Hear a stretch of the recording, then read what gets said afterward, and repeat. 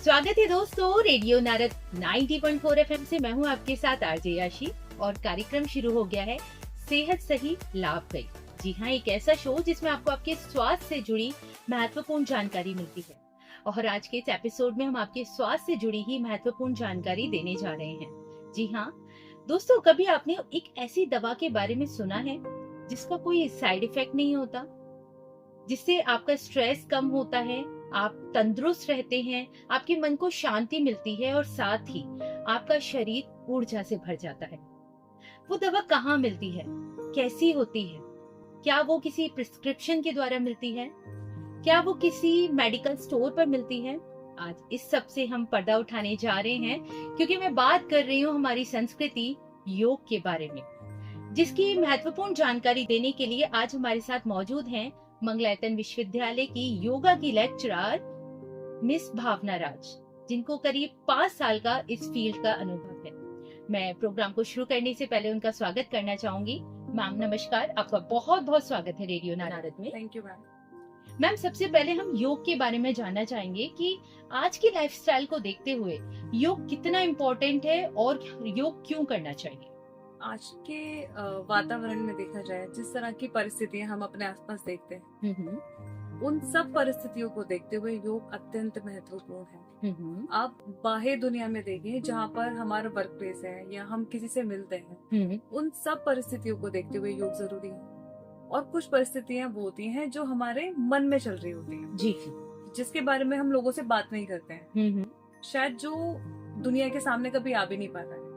हम जिन चीजों के साथ चल रहे हैं, एक बाहर और एक अंदर, उन दोनों परिस्थितियों को देखते हुए योग अत्यंत महत्वपूर्ण है।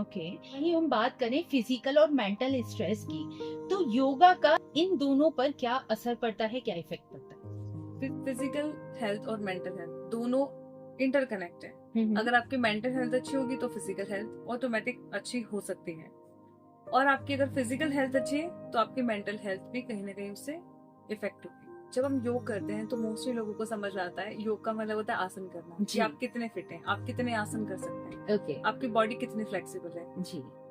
लेकिन जब आप योग कर रहे हैं, जब बाहर योग कर रहे हैं, यानी आसन कर रहे हैं, प्राणायाम कर रहे हैं, उसे करते करते धीरे धीरे आपका जो मन है वो शांत होने लगेगा, तो आपकी मेंटल हेल्थ अच्छी होने लगती है। पर जो लोग फिजिकली कोई एक्सरसाइज नहीं कर सकते हैं, इवन शायद ब्रीदिंग एक्सरसाइज भी नहीं कर पाते हैं, कुछ कंडीशंस ऐसी होती हैं, कुछ बीमारियां ऐसी हैं, तो जब आप अपने मन के साथ कनेक्ट हैं, योग आसन के अलावा आप और चीजें फॉलो कर सकते हैं जिससे आपकी मेंटल हेल्थ अच्छी होगी। जैसे यम और नियम है। यम और नियम में 2 तरह की चीजें आती हैं। अगर हम यम की बात करते हैं तो उसमें आता है अहिंसा, सत्य, अस्त्य, अपरिग्रह, ब्रह्मचर्य। नियम की बात करते हैं तो उसमें आता है शौच, संतोष, तप, स्वाध्याय और ईश्वर प्रणिधान। अब इन सबको अगर हम समझें, ये अपने आप में बहुत कंप्लीट है। और ये ऐसी चीजें कि हर व्यक्ति कर सकता है, जो आसन नहीं भी कर सकते हैं। और जब आप इसके साथ भी चल रहे हैं, आपकी हेल्थ अच्छी होगी जी। हेल्थ अच्छी होगी, मन अच्छा होगा, और धीरे धीरे करते करते आपकी हेल्थ भी अच्छी होने लगेगी। मैं बात करें जो लोग योग शुरू करना चाहते हैं, स्टार्टअप जिनका होना चाहता है, उनके लिए बेसिक और इजी योगासन कौन कौन से हो सकते हैं, कुछ इसके बारे में? सबसे अच्छा जो तरीका है, मिनिस्टर ऑफ आयुष की तरफ से इस साल जो कॉमन योगा प्रोटोकॉल दिया गया है, आप वो कीजिए। उसमें सूक्ष्म व्यायाम है और कुछ आसन ऐसे भी हैं जो इंटरमीडिएट योगा पोजेस के अंदर आते हैं, वो करना सबसे आसान है, सबसे अच्छा है। वो इसी बात को देखकर ध्यान में रखा गया है कि सब लोग कर सके इजीली, आराम से। हर एज ग्रुप का व्यक्ति उस कॉमन योगा प्रोटोकॉल को फॉलो कर सकता है। वही बात करें स्ट्रेस, एंजाइटी और डिप्रेशन की, तो क्या योग इन सबको कम करने में मदद करता है? अगर हाँ तो कैसे करता है? बिल्कुल करता है। जैसे मैंने आपको पहले भी कहा कि हर चीज इंटरकनेक्ट है। जैसे शारीरिक लेवल पे जो जी, अगर आप बात कर रहे हैं कि ये किस तरह से इस पे काम कर सकता है एंजाइटी वगैरह पे, आप प्राणायाम करें, योगिक सूक्ष्म व्यायाम करें, मेडिटेशन करें। इन सबको करते हुए आपकी एंजाइटी, स्ट्रेस, और जैसे मैंने यम नियम बताया, उनको फॉलो करते हुए आप धीरे धीरे करते हुए अपने मेंटल स्ट्रेस को कम कर सकते हैं। वही अभी हमने डिफरेंट एज ग्रुप्स की बात करी थी, अगर हम उनकी बात करें वापस से, तो सबसे पहले हम बच्चे, युवा और सीनियर सिटीजन्स का जो एज ग्रुप है उनके योगा में क्या क्या अंतर होता है और वो कैसे हम डिफरेंशिएट कर सकते हैं कि उनको वही करना चाहिए? सबसे अच्छा इसका सॉल्यूशन ये है, इस सवाल का जवाब है, वो योगा कॉमन प्रोटोकॉल जो हमारा बनाया गया है वो सब वर्ग के लोगों के लिए है। ठीक है। पर डिपेंड करता है, कुछ कंडीशंस ऐसी होती हैं जैसे किसी व्यक्ति को ज्यादा प्रॉब्लम है, वो मैट पर बैठकर नहीं कर सकता है, ठीक है। कॉमन प्रोटोकॉल जो हमारा योग का है, तो उस कंडीशन में पेशेंट की कंडीशन को देखते हुए कि उसकी परिस्थिति कैसी है, शारीरिक और मानसिक, तो उसको देखते हुए हम उसको स्पेशल तरीके से कराते हैं। जैसे कुछ लोगों की नीज में पेन है, अगर हम सिटीजन की बात करते हैं जो हमसे बड़े हैं, सीनियर सिटीजन जो हमारे हैं, तो चेयर पर बैठकर उनको कराएंगे जी। तो इसमें बहुत एक इम्पॉर्टेंट चीज है, इन तीनों वर्ग के लोगों को देखते हुए एज ग्रुप जो आपने बताया जी जी, कि उनकी स्थिति में स्वयं की उपस्थिति होना, यानी योगा ट्रेनर, योगा टीचर की उनकी स्थिति में स्वयं की उपस्थिति का होना बहुत जरूरी है, कि हम उनके साथ उस लेवल पर कनेक्ट होकर उनको बता सकें कि अभी आपको यहाँ से यहाँ मूवमेंट करना है। ओके। वही मैम, मैं ये भी जानना चाहूंगी कि आखिर योगा का सही समय क्या होता है, क्योंकि जब जब किसी पे टाइम मिलता है तो वो उस टाइम पे भी करने लगते हैं, और साथ ही ये भी बताएं कि प्रैक्टिस से पहले वो कौन कौन सी इम्पोर्टेंट चीजें हैं जो हमें ध्यान रखनी चाहिए योगा करने से पहले। अगर आप वास्तव में योग की बात कर रहे हैं तो सही समय जैसा कुछ नहीं है। ओके। हम अभी भी बात कर रहे हैं, और हम किस तरह की बात कर रहे हैं। अगर हम पॉजिटिव बात कर रहे हैं तो हम योग कर रहे हैं। ओके। उससे आपकी और मेरी दोनों की मेंटल हेल्थ अच्छी हो जाएगी। बिल्कुल। तो वास्तव में अगर हम योग को देखते हैं तो योग करने के लिए कोई स्पेसिफिक समय नहीं है, बस सिर्फ अगर आप व्यायाम की बात कर रहे हो, यानी कि योगिक आसन जो है, व्यायाम जो है, उनको करने के लिए सबसे अच्छा जो तरीका है वो सुबह है। अर्ली मॉर्निंग आप खाली पेट कीजिए, शाम को कर सकते हैं, आप व्यायाम कर सकते हैं। शाम को फ्लेक्सिबिलिटी ज्यादा होती है क्योंकि कफ की वजह से, क्योंकि धीरे धीरे दिन ढलने लगता है, हम रात की तरफ जा रहे हैं, तो आसन करने के लिए अगर आपको एडवांस आसन करने हैं तो वो समय बहुत अच्छा है। और जैसा आपने कहा कि किस तरह की आसन हमें स्टार्ट करने चाहिए, तो हमेशा योगिक सूक्ष्म व्यायाम से, जिसे हम बोलते हैं वार्म अप, ताकि हेड टू टो आप सारे जॉइंट मूवमेंट्स करें, ताकि बॉडी तैयार हो जाए आगे आसन करने के लिए। ओके। क्योंकि एयर जो है उसको बॉडी में चलाना जरूरी है, क्योंकि हम 5 एलिमेंट से बने। इसी के साथ में हम कुछ कॉमन डिसीज की बात करते हैं जो मोस्टली हर घर में देखने को मिलती है, जैसे डायबिटीज हो गई, कोलेस्ट्रॉल हो गया, ओबेसिटी हो गई या हाई बीपी हो गया। इन सबको खत्म करने में या मोस्ट ऑफ द टाइम कम करने में हमें हमारा जो योगा है वो किस तरह की भूमिका निभाता है, कुछ उसके बारे में। सबसे पहले तो हम जब आसन कर रहे हैं, व्यायाम कर रहे हैं, प्राणायाम कर रहे हैं या योग निद्रा कर रहे हैं, वो धीरे धीरे अपना काम करना शुरू करता है इंटरनली, क्योंकि उसको जानकारी है जो भी हम एक्सरसाइज कर रहे हैं, व्यायाम कर रहे हैं, क्योंकि वो संपूर्ण है अपने आप में। तो किस व्यक्ति को किस स्तर पर और कैसे कैसे करके हील करना है वो इंटरनली खुद ही काम करता है। उसके लिए कुछ करने की ज्यादा जरूरत नहीं है, बस आपको नियम पता होने चाहिए, आपको कितना ट्विस्ट करना है, कितना रुकना है, कैसे ब्रीदिंग लेनी है, कैसे ब्रीद आउट करना है, वो सब भी एक तरीका होता है। जब हम किसी को क्लासेस देते हैं, सेशन लेते हैं, तो एक एक चीज उसमें बताई जाती है। मैम 3 से 4 आप योगासन बता सकते हैं जो हर व्यक्ति को आने चाहिए, चाहे वो करे या ना करे, लेकिन बेसिक योगासन है वो हर किसी को आने चाहिए। बेसिक योगासन जैसा आपने पूछा कि जो हर व्यक्ति को करना चाहिए, सबसे पहले इम्पोर्टेंट होता है हमारा स्टमक अच्छा रहना चाहिए। ओके। पेट अच्छा है आपका तो कोई भी बीमारी आपको जल्दी से नहीं आई। तो मॉर्निंग में उठकर ऊषा पान करके हमारे योग में कुछ आसन हैं जो करने चाहिए। सबसे पहले करना चाहिए ताड़ासन। उसके बाद आपको करना चाहिए तिर्य ताड़ासन, ट्विस्ट करते हैं हम उसके अंदर। उसके बाद हमें करना चाहिए उत्कट आसन। उसके बाद हमें करना चाहिए भुजंग आसन और तिर्य भुजंग आसन।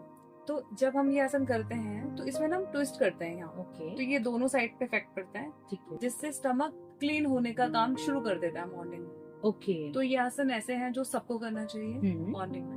ओके। वही हम बात करें कुछ मिसकंसेप्शंस की, तो अक्सर देखा गया है कि योगा को लेके भी लोगों के मन में बहुत सारी भ्रांतियां हैं, तो वो क्या है और उनको कैसे रिलीज करना है कि ये एक्चुअली ऐसा नहीं होता ये चीज। वो सही प्रश्न आपने किया। मुझे लगता है कि लोग को लेके जो भ्रांतियां हैं वो सबसे पहले ये है कि लोगों को लगता है योग ये तो बहुत आसान है, ये तो मुझे भी आता है, योग में क्या करना होता है, ऐसे करो योग हो गया। हाँ। मेरी बॉडी तो बहुत फ्लेक्सिबल है। ऐसे भी लोग हैं जिनकी बॉडी बहुत फ्लेक्सिबल है, आसन बहुत ही अच्छे करते हैं, बहुत सारे कंपटीशन उन्होंने करा, इंटरनेशनल लेवल पर उनका बहुत नाम है, पर योग क्या है वो बहुत कम लोगों को पता होता है। इतना करने के बाद भी योग का मतलब, जैसे हम सब जानते हैं, योग का मतलब है जुड़ना। जी, इस सृष्टि में जो भी काम हो रहा है, आप और मैं भी बात करें, ये भी योग चल रहा है। जी जी जी। सृष्टि की उत्पत्ति योग से ही हुई है। जी जी जी। अब जिस चीज की उत्पत्ति जिससे हुई है, तो वो तो हर जगह हो गया। डेफिनेटली। तो जो लोगों में भ्रांति है, सबसे पहले जो मैंने ये आपको बताई, दूसरा लोगों को लगता है कि जो मैंने अपने आसपास माहौल में देखा, लोग इसको टाइम देना नहीं चाहते हैं। भाग उसी तरफ रहे हैं हर व्यक्ति हर समय जी, कि उसको मेंटल पीस मिले। आप किसी भी हाई डेजिनेशन पे जाना चाहते हैं, किसी भी पद पे काम करने के लिए आप बहुत उत्साहित हैं, उसके लिए आप एफर्ट्स डाल रहे हैं, पर वो एफर्ट्स भी सूक्ष्म रूप में वही है कि आप योग की तरफ जाएं, पर हम उस बात को कभी समझ नहीं पाते। तो सबसे बड़ी भ्रांति यही है कि जो हमें चाहिए उसके ऊपर एक आवरण है, जो हमें कुछ और दिख रहा है कि इसे करने से मुझे शांति मिलेगी, मैं सेटिस्फाई हो जाऊंगा। पर सेटिस्फाई हर व्यक्ति तभी होगा पूर्ण रूप से जब वो योग से जुड़ेगा। जी। तो सबसे बड़ी भ्रांति ये है, क्योंकि जो आप माया की बात करते हैं, तो माया के उस पार जाना है, तो वो योग है, आप योग से कनेक्ट हो। जी। पर जब हम माया के पर्दे की बात करते हैं ना, तो वो आवरण है कि मुझे इस डेस्टिनेशन पे जाना है, मुझे शादी करनी है, मुझे पैसा कमाना है, या बहुत बड़ा एक एम्पायर खड़ा करना है, वो भ्रांति है। वो बीच में एक माया का आवरण समझिए आप, जाना सबको योग उस पार ही है। जी। पर हम सोचते हैं जो अंदर से एक अचीव करने की जो डिजायर है ना, वास्तव में वो योग को अचीव करने की डिजायर है। पर ये माया का एक आवरण है। मुझे लगता है कि मुझे बहुत सुंदर दिख रहा है, मुझे लगता है कि बहुत पैसा चाहिए, जी, बहुत प्रॉपर्टी चाहिए, जी, या और भी तमाम चीजें हो सकती है। मैंने बेसिक चीजें बोली जो मैं अपने आसपास सुनती रहती हूँ। बिल्कुल, इसी से मुझे रिलेट एक चीज कर रही है कि योग को लेके लोग सोचते हैं कि यार इससे कुछ नहीं होता, बस मतलब इस तरह से ऐसे ऐसे योगासन कर लो, बट कोई इफेक्ट नहीं पड़ता। लेकिन जैसे आयुर्वेदिक दवा होती है वो जड़ से इलाज करती है, ऐसे मुझे लगता है कि योग जड़ से चीजों को करता है। वहीं बात करें अगर हम एक्सरसाइज और जिम की, उस तरफ ज्यादा भागते हैं क्योंकि वहाँ पे दिखता है कि हमारा पसीना बह रहा है या हम वर्कआउट कर रहे हैं। ऐसे में आपका क्या ख्याल है, आप क्या कहना चाहेंगे योग के लिए? जैसे आपने कहा ना कि जब हम वर्कआउट के लिए लोग ज्यादा जिम की तरफ जा रहे हैं, पिलाटे बहुत चल रहा है आजकल, अट्रैक्शन है। वास्तव में हमें व्यायाम उतना ही करना चाहिए जिससे शरीर एक्सेस थक ना जाए। जैसे ही स्वेटिंग आने लगती है तो रोक देना चाहिए। क्योंकि शरीर को इतना नहीं थकाना होता। तो सबसे पहली ये चीज है, मैं मानती हूँ, मेरा विश्वास है जी, हमने देखा भी है और इस चीज को पढ़ा भी है। आपने आयुर्वेद का एग्जाम्पल दिया कि धीरे धीरे काम करती है। योग ऐसा काम करता है कि वो आपको पूरी तरह से ही क्लीन कर देगा। ऐसा नहीं सिर्फ शरीर को साफ कर रहा है, आपके कर्म भी काटता है। आपके संचित कर्म क्या है? अगर मैं यहाँ बैठी हूँ तो मेरा कुछ कर्म है। अब 3 में से कौन सा कर्म है? क्रियामान कर्म होते हैं, प्रारब्ध कर्म होते हैं, ठीक है, और संचित कर्म होते हैं। अब मेरा आपसे मिलना, यहाँ बैठना, ये किस कर्म पे आधारित है? तो योग हमें ये भी सिखाता है, ठीक है, और हमारे पूर्व जन्म के या और भी जो हम कर्म कर रहे हैं उन सबको एकदम स्पष्ट रूप से आपके सामने खड़ा करता है। तो योग तो इस लेवल पे काम करता है जी, शरीर ही नहीं, मन और आत्मा तीनों को क्लीन करने का काम करता है। ठीक है मैम, चलते चलते आपका ज्यादा समय न लेते हुए एक आखिरी संदेश की मैं बात करूंगी लोगों को मोटिवेट करने के लिए कि लोग योग जो है वो कितना स्पेशल है। आप क्या कहना चाहोगे, क्या संदेश देना चाहोगे? बस ये बोलूंगी कि सब लोग योग करें। और जैसे मैंने कहा, योग का मतलब सिर्फ ये नहीं है कि आप आसन कितने करते हैं, आप कितने फ्लेक्सिबल हैं, कितने घंटे आप व्यायाम कर रहे हैं। योग का मतलब है पूरे दिन स्वयं से कनेक्ट रहना, योग के साथ कनेक्ट रहना।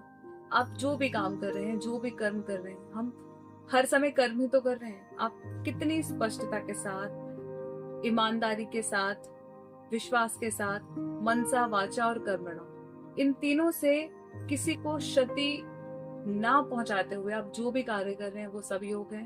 पर फिर भी मैं ये बोलूंगी, क्योंकि जो हमने बातें की ये एक स्पिरिचुअल रूप में है, योग फिलोसफी को समझने के लिए बहुत जरूरी है।